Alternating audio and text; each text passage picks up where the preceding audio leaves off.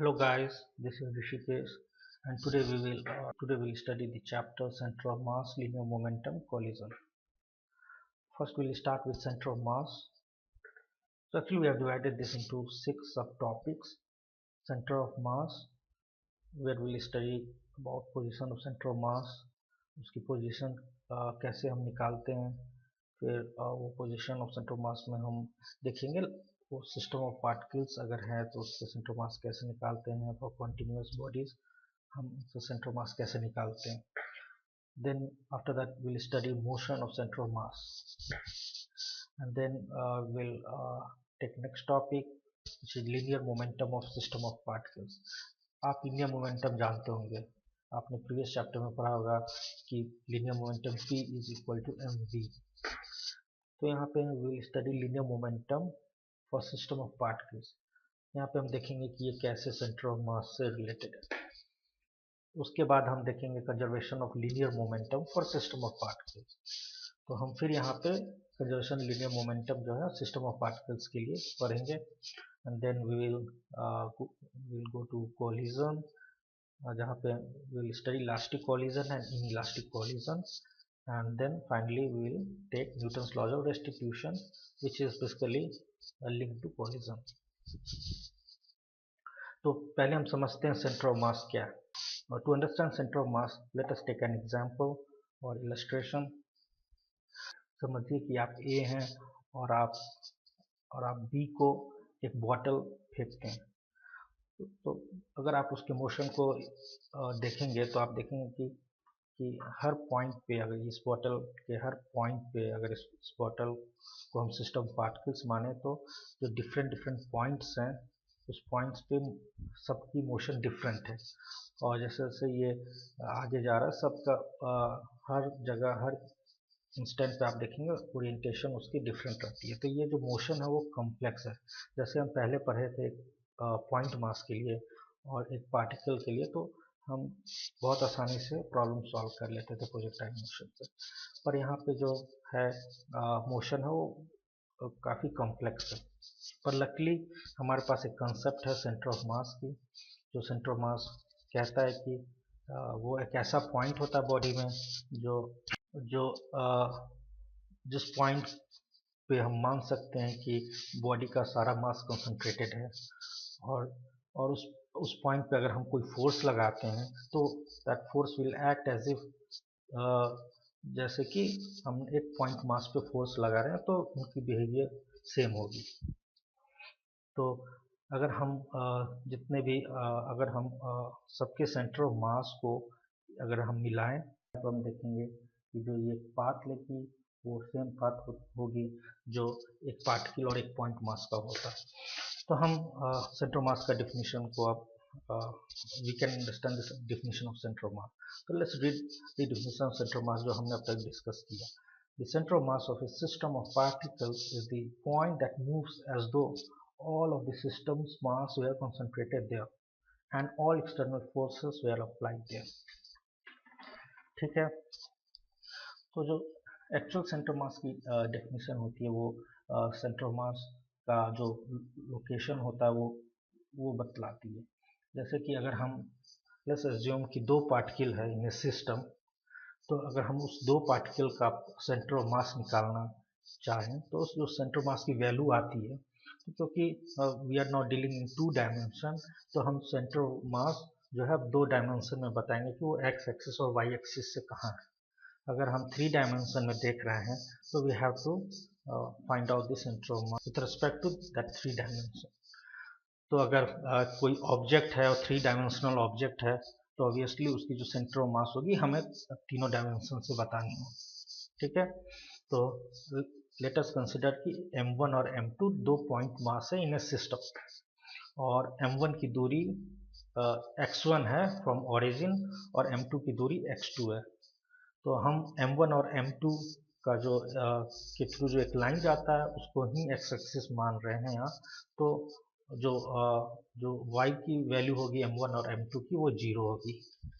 तो अगर इसका अगर हम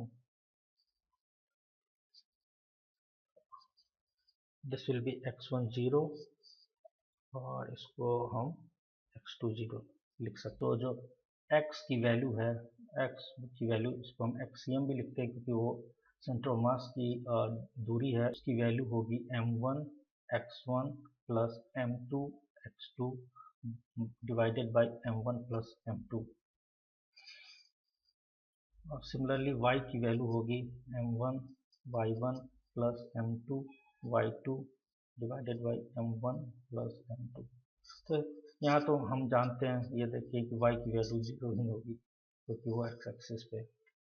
तो जो x का जो सेंटर ऑफ मास होगा वो m1 x1 plus m2 x2 divided by m1 plus m2 होगा। इसी तरह अगर हम तीन पार्टिकल्स लेते हैं एक सिस्टम में, तो उसकी जो सेंटर ऑफ मास होगी उसमें वो कुछ इस प्रकार होगी, सेम हियर। तो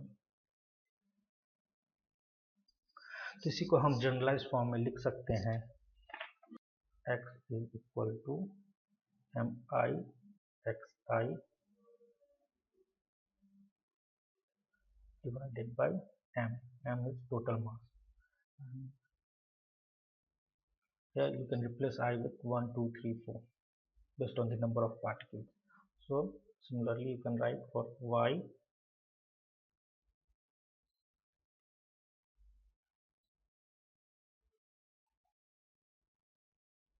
and for z।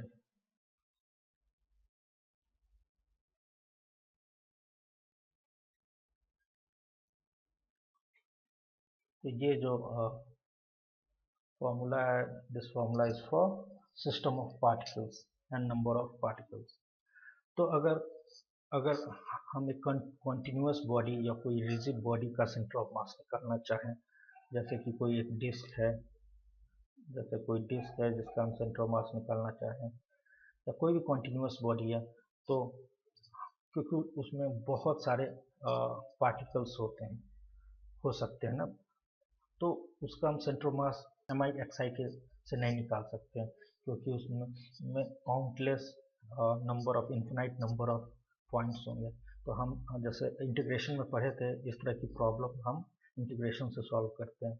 तो अगर इसी फॉर्मूला को हम कोई और जनरलाइज करें जिसमें कॉन्टिन्यूस बॉडी भी आ जाए, तो हम इसको लिख सकते हैं x is equal to x dm। जो dm है वो स्मॉल मास है और x वो उस स्मॉल मास की दूरी है। तो उसी तरह y को हम लिख सकते हैं y dm और z को लिख सकते हैं z dm। अगर आप कंफ्यूज हैं कि क्यों इंटीग्रेशन यूज़ किया, तो इन शॉर्ट मैं आपको फिर बता देता हूँ। क्योंकि कंटिन्यूस बॉडी है, उसमें बहुत सारे स्मॉल मासेस, बहुत सारे पार्टिकल्स हो सकते हैं। तो अगर हम बहुत छोटा वैल्यू m का लिखना चाहें तो उसको हम लिख सकते हैं डेल m, और फिर उसकी दूरी को अगर हम लिखते हैं x1, तो इसी तरह हम del m2 del m1 del m2 अगर हम प्लस करते जाएं तो हमें जो है कॉन्टिन्यूस बॉडी की वैल्यू सेंटर ऑफ मास मिलेगी। लेकिन हम जानते हैं कि मैथमेटिक्स से कोई कॉन्टिन्यूस बॉडी का तो इसकी वैल्यू बहुत ही स्मॉल होनी चाहिए। उसको हम मैथ में लिखते हैं m टेंस टू 0। तो अगर हम कोई भी वैल्यू को इतनी छोटे करके लिखते हैं तो हम उसको dm लिख सकते हैं। और क्योंकि हमें dm की समेशन करना है तो उसके लिए इंटीग्रेशन का साइन लगाना होता है इस प्रकार का। तो हमने पोजीशन ऑफ सेंटर मास देखा for large system of particle और कंटिन्यूस बॉडीज के लिए। तो अब हम कुछ प्रॉब्लम सॉल्व करेंगे। तो हम प्रॉब्लम्स देखते हैं। तो जो पहली प्रॉब्लम है, two particles of mass m1 is equal to 2 kg and 2 kg are located at x is equal to 0 and x equal to 3. Find the position of the center of mass. तो question के अनुसार m1 और m2 है, this is x is equal to 0 and this is x3, और फिर masses are on the x axis, तो हमें पता है कि y की वैल्यू, सेंटर मास की y की वैल्यू 0 होगी, क्योंकि सेंटर मास इसी लाइन पे कहीं होगी। तो फिर अब हम सेंटर मास की फॉर्मूला लिखते हैं, x is equal to m1x1 plus m2x2 by m1 plus m2, और हम y का वैल्यू जानते हैं 0। तो फिर हो गया m है 1 kg, 1 इंटू 0 प्लस 3 इंटू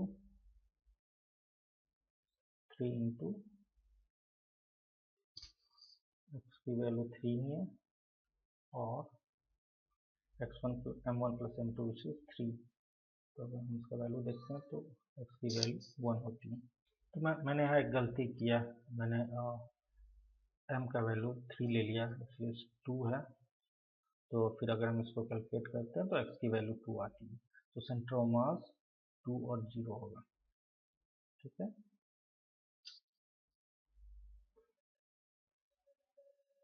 तो अब हम एक और सवाल लेते हैं। इसमें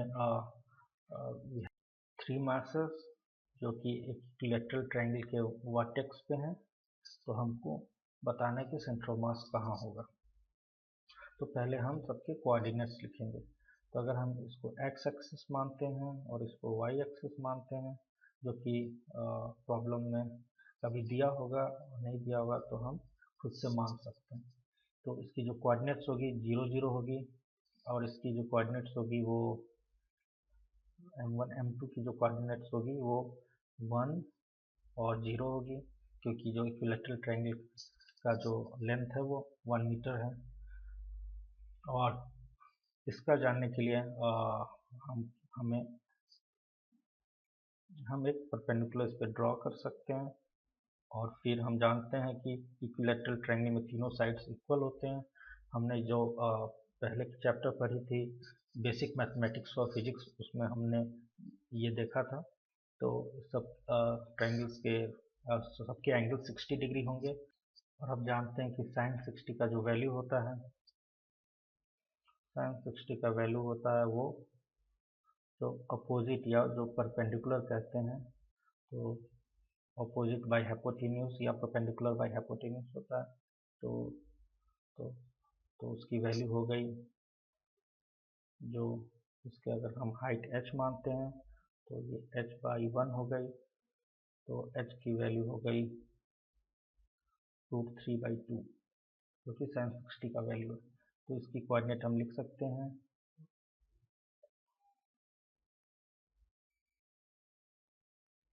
ये y की वैल्यू हुई, cos 60 का वैल्यू लिखते हैं, cos 60 का वैल्यू होगा एडजेसेंट बाय हाइपोटेन्यूज या बेस बाय हाइपोटेन्यूज। तो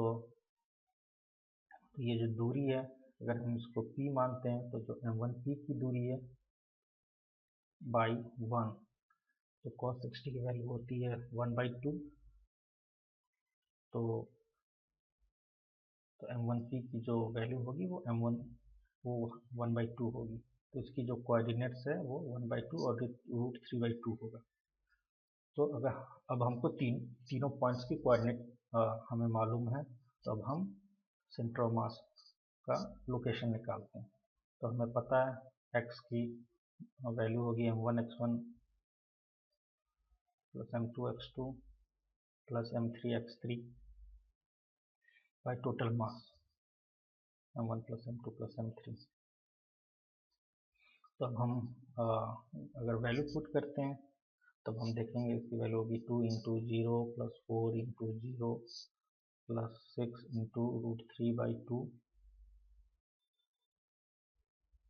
डिवाइडेड बाई 2 प्लस 4 प्लस 6, जो आएगा 7/12। फिर हम y का निकालते हैं, m1 y1 plus m2 y2 plus m3 y3 divided by m1 plus m2 plus m3। तो ये होगा 2 into 0 plus 4 into 0 plus 6 into √3/2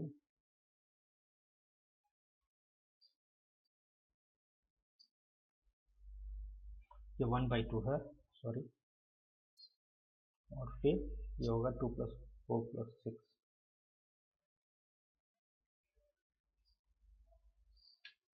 और इसकी वैल्यू आएगी √3/4 मीटर। तो जो सेंटर ऑफ मास की लोकेशन होगी वो होगी 7/12, √3/4। तो उसकी जो कोऑर्डिनेट्स होगी सेंटर ऑफ मास की,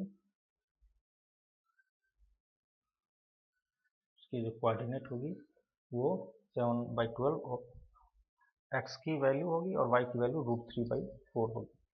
यहाँ वैल्यू 1 होगी, आंसर 7/12 ही है और ये सही है, √3/4। तो अब हम एक और प्रॉब्लम देखेंगे। तो ये जो प्रॉब्लम है, ये प्रॉब्लम को कैविटी प्रॉब्लम भी कहते हैं। इसमें हमें एक रिजिड बॉडी हमें दिया होता है और उसमें एक होल बना होता है, लाइनिंग होती है। तो समझिए, मान लीजिए कि अगर हमें ऑप्शन दिया हो इस तरह के प्रॉब्लम में, जैसे कि हमें सेंटर ऑफ मास की वैल्यू की का ऑप्शन है, जैसे a/2, 0, 0, a/2, a/2, a/2, a/6, 0, -a/6, 0, -a/3, 0। तो हमें अगर ये ऑप्शन दिया हुआ है तो हम अपने गेस से हम कितने सारे जो इसमें से ऑप्शन है उसको रूल आउट कर सकते हैं। जैसे कि हम इसमें देख सकते हैं कि ये जो बॉडी है, बची हुई जो है बॉडी, उसकी वो जो है एक्स एक्सिस के अलॉन्ग सिमेट्रिकल है। इसका मतलब ये हुआ कि जैसा वो एक्स एक्सिस पे है, वैसे के ऊपर है, वैसा ही वो वाई एक्सिस के नीचे भी है। अगर हम सॉरी जैसा वो एक्स एक्सिस के ऊपर है वैसा ही एक्स एक्सिस के नीचे है। और इसी को अगर हम वाई एक्सिस के अलॉन्ग डिवाइड करके देखते हैं तो ये दोनों डिफरेंट है, क्योंकि इस साइड ये पूरा बॉडी है और इस साइड इसमें कैविटी भी है। तो हम ये कह सकते हैं कि जो सेंटर ऑफ मास होगी वो एक्स एक्सिस पे ही होगी। इसका मतलब है वाई का वैल्यू 0 होगा। तो हम देखते हैं उस अनुसार ये हो नहीं, ये ऑप्शन गलत है, ये ऑप्शन भी गलत है और बाकी सब ऑप्शन हो सकता है। तो इसको अब हम सॉल्व करने के लिए क्या करते हैं कि इसको हम जो हमने होल किया था उसको हम फिर से, जो हमने कैविटी निकाली थी, हम उसको फिर से फिट करके उसको एक टोटल एक पूरा बॉडी मानते हैं। और यहाँ पे हम उसको जब फिट करते हैं तो इसको हम दो पार्टिकल्स हम अब मानेंगे। ये जो सिस्टम है उसमें दो पार्टिकल्स हैं, एक पार्टिकल ये है और दूसरा पार्टिकल ये है। तो हम जो सेंटर मास की वैल्यू है, हम जानते हैं सेंटर मास की वैल्यू होती है for two system of two particles in a system, वो होती है m1x1 + m2x2/m1 + m2। तो हम जो ये बॉडी है हम जानते हैं इसकी जो सेंटर मास होगी वो एक्स एक्सिस पे होगी। तो हम इसको मानते हैं कि वो उसकी जो कोऑर्डिनेट है, अगर हम मानते हैं xp तो हम लिख सकते हैं m1 × xp + m2x2। तो ये जो कैविटी है इसकी दूरी हम जानते हैं, इसकी सेंटर मास की दूरी, क्योंकि वो सेंटर पे होगी, क्योंकि ये एक यूनिफॉर्म बॉडी है। तो हम इसको लिख सकते हैं m2 × a/2, जो कि इसकी रेडियस है। एक a जो है रेडियस है ये पूरे बॉडी की, तो ये a/2 इसकी, फिर हम उसको m1 + m2 लिख सकते हैं। हम ये जानते हैं कि एक डिस्क है, डिस्क की का मास जो होता है वो density into area into thickness है ना। तो हम जानते हैं कि ये जो बॉडी है उसकी डेंसिटी हम यूनिफॉर्म डेंसिटी मानते हैं, तो और उसकी थिकनेस भी सेम है चारों तरफ। तो हम मास को सिर्फ एरिया के फॉर्म में लिख सकते हैं, क्योंकि अगर हम ये पूरा इस फॉर्म में अगर लिखते भी हैं तो ये कैंसिल आउट हो जाएगा। क्योंकि ये न्यूमरेटर और डिनोमिनेटर दोनों में रहेगा। तो अब हम इसको एरिया के फॉर्म में लिख सकते हैं। तो हम जानते हैं कि जो m1 है वो m1 का जो एरिया है, सॉरी ये जो इस पार्ट का जो एरिया है वो टोटल, तो हम इसको एरिया के फॉर्म में लिख सकते हैं। एरिया इस पार्ट का एरिया क्या होगा, टोटल का एरिया माइनस इसका एरिया। तो अगर हम इसका एरिया को A1 मानते हैं और इसके एरिया को A2 मानते हैं तो हम लिख सकते हैं XC की वैल्यू जो होगी A1 minus A2 into XP plus A2 into A/2 divided by A1 plus A2। हम जानते हैं कि सेंटर ऑफ मास, अगर इस दोनों सिस्टम ऑफ पार्टिकल्स को लेते हैं तो एक साथ, तो जो सेंटर मास होगी वो इस सेंटर पे होगी, क्योंकि हम जब दोनों को एक साथ जोड़ते हैं तो ये कंप्लीट डिस्क बन जाएगा जिसकी सेंटर ऑफ मास सेंटर पे होगी। तो हम XC को रिप्लेस कर सकते हैं 0 से, और फिर हम इसको लिख सकते हैं A1 माइनस A2 हमारा क्या होगा, पाई into a square minus pi into a square by 4, जो कि A/2 का होल स्क्वायर हो गया, प्लस A2 हमारा again pi into a square by 4 into फिर हम A/2 और फिर हम इसका सम करेंगे pi a square plus a square by 4। तो अगर हम इसका वैल्यू कैलकुलेट करेंगे तो हम देखेंगे कि वैल्यू आती है, यहाँ हमने XP का से मल्टीप्लाई करना भूल गए हम। तो अगर इसको अब हम सॉल्व करते हैं तो हम देखेंगे कि वैल्यू आएगी, x1 की वैल्यू आएगी माइनस A/6 जो XP की वैल्यू है। तो XP की वैल्यू कुछ इधर XP की वैल्यू होगी वो निगेटिव है, इसका मतलब है कि वो इस साइड होगी, जो कि हम पहले देख चुके थे।